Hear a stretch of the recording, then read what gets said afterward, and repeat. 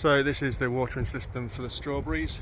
You see there's a secondary roof on top of this canopy, which is just feeding the water onto the top layer of strawberries.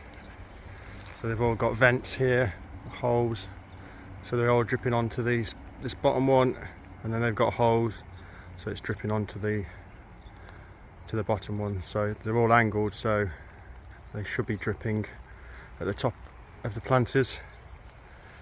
So that's one watering system. So yeah, this is a large canopy. It's got a gutter in here that feeds into this RBC tank, and then I have the roof of that shed which has guttering underneath, and that feeds into that RBC tank as well.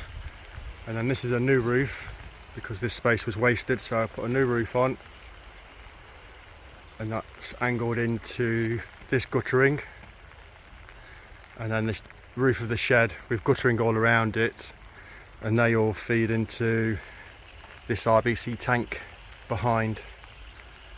So there's 1,000 litres per tank, so 2,000 litres. They're full anyway. Every winter they get full.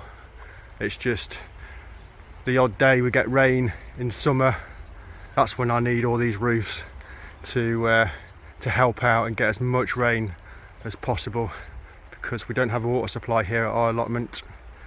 So water is pretty critical, as it was last year with the drought.